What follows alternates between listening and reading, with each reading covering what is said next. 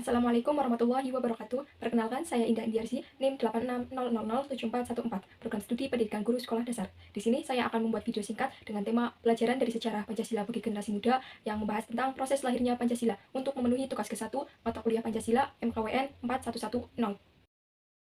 Pancasila merupakan dasar filsafat negara dan ideologi negara Republik Indonesia. Kata Pancasila berasal dari bahasa Sanskerta dengan panca berarti 5 dan sila berarti prinsip atau asas. Pada masa pendudukan Jepang saat kekuatannya mulai melemah dalam Perang Dunia II, Jepang berusaha menarik simpati rakyat Indonesia dengan janji kemerdekaan. Sebagai buktinya, pada 1 Maret 1945 dibentuk BPUPKI yang dilantik resmi 29 April 1945 yang diketuai oleh Regimen Wedeo Diningrat dan beranggotakan 62 orang. Tujuannya adalah menyelidiki dan mempersiapkan hal-hal penting untuk kemerdekaan termasuk merumuskan dasar negara. Sidang pertama BPUPKI yaitu pada 29 Mei sampai 1 Juni 1945 membahas dasar negara Indonesia Merdeka. Muhammad Yamin pada 29 Mei 1945 dalam pidatonya menyampaikan 5 asas dasar negara yaitu 1. Peri kebangsaan, 2. Peri kemanusiaan, 3. Peri ketuhanan, 4. Peri kerakyatan, 5. Kesejahteraan rakyat. Setelah itu Supomo pada 31 Mei 1945 menyampaikan 5 asas yaitu 1. Persatuan, 2. Kekeluargaan, 3. Keseimbangan lahir batin, 4. Musyawarah, 5. Keadilan sosial. Supomo juga memperkenalkan konsep negara integralistik di mana negara dan rakyat menjadi satu kesatuan yang tidak terpisahkan. Kemudian Soekarno pada 1 Juni 1945 secara resmi mengusulkan istilah Pancasila sebagai dasar negara. 5 sila yang diusulkan adalah 1. Kebangsaan Indonesia, 2. Internasionalisme atau peri kemanusiaan, 3. Mufakat atau demokrasi, 4. Kesejahteraan sosial, 5. Ketuhanan yang berkebudayaan.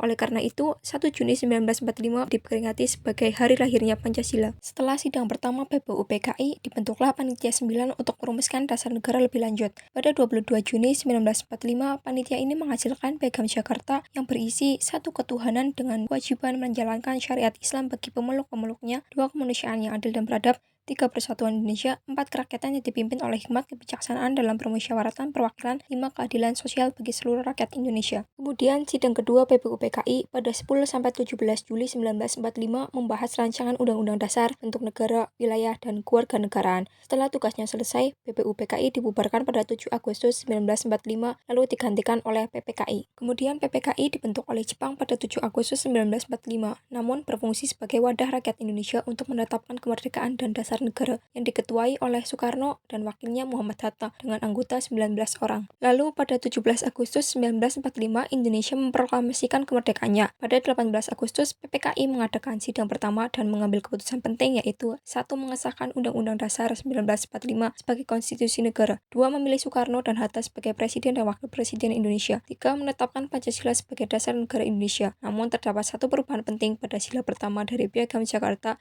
yaitu kalimat ketuhanan dengan kewajiban menjalankan syariat Islam bagi pemeluk-pemeluknya diubah menjadi ketuhanan yang Maha Esa untuk menjaga persatuan dan menghormati semua agama di Indonesia. Kemudian rumusan akhir Pancasila dalam pembukaan Undang-Undang Dasar 1945 yaitu 1. Ketuhanan yang Maha Esa, 2. Kemanusiaan yang adil dan beradab, 3. Persatuan Indonesia, 4. Kerakyatannya dipimpin oleh hikmat kebijaksanaan dalam permusyawaratan perwakilan, 5. Keadilan sosial bagi seluruh rakyat Indonesia.